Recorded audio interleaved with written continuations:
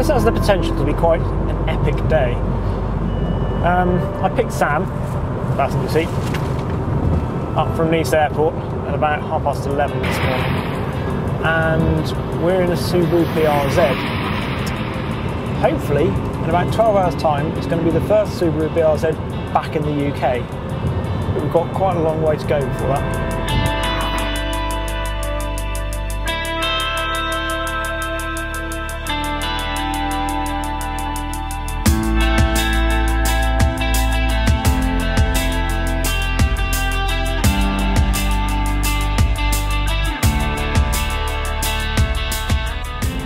So just to recap on the Subaru BRZ, it's the joint venture between Subaru and Toyota. Toyota's version will be called GT86. It's potentially a really, really exciting car for us. It's only got 200 brake horsepower, but it's rear wheel drive and it's really lightweight. It's only about 1,200 kilos. So the whole idea behind it is that it's going to be fun to drive. The tyres are really skinny. If you look at it from behind, it actually looks quite strange because it looks quite sort of big arched. But then you see these tiny little tyres that look like space savers on it. So we're hoping that dynamically it's going to be an absolute hoot to drive.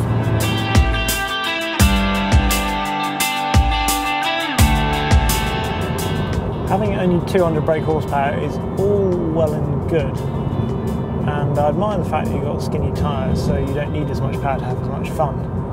But when you come to overtaking stuff, yeah, it becomes slightly more tricky. Come on, come on, come on, come on, come on, come on, come on. Yes! Got it. Just need a bit of a run up.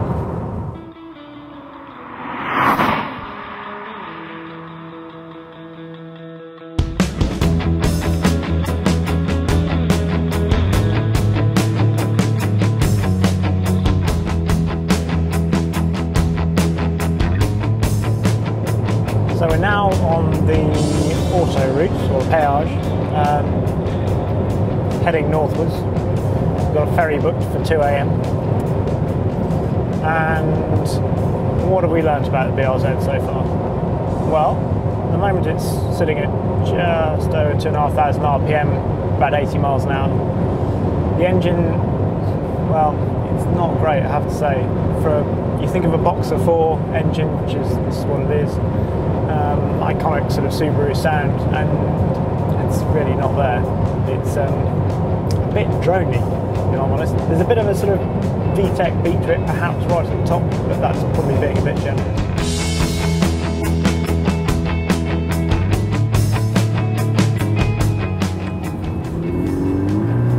Oh, listen to that soulful thrum.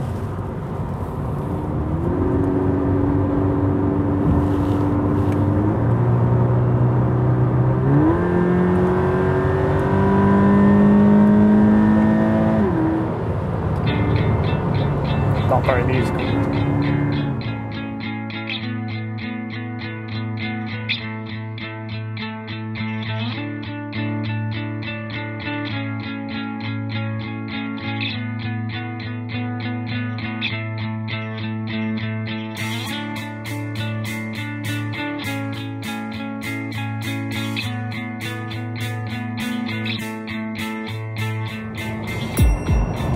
It's just gone midnight. And we're still in France. Just filled up fuel for hopefully the last time.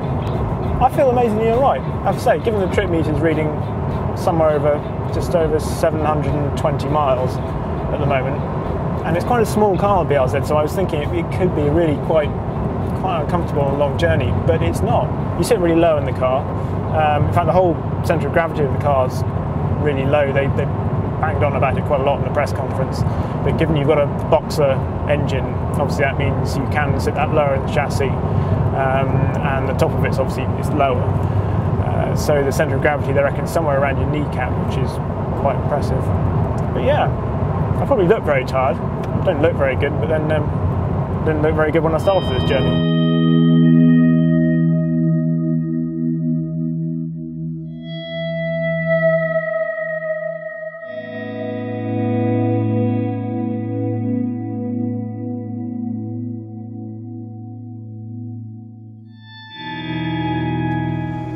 Well, it's 2:30 in the morning. and we're on the ferry now, back to the UK. What are my thoughts on the BRZ? Well, befuddled as I am at this sort of time of the morning, I think there are certainly a few things that we can extrapolate from the journey. It's really agile, it feels really light, the steering's wonderfully direct, it was really good up on the Route Napoleon. The engine, well, it does a job. Handling wise, this talk of skinny tyres, well, it's actually got an awful lot more grip than I was expecting. So whether that makes it as playful as some people are expecting, well, certainly on wet roads it could be more fun, I suspect.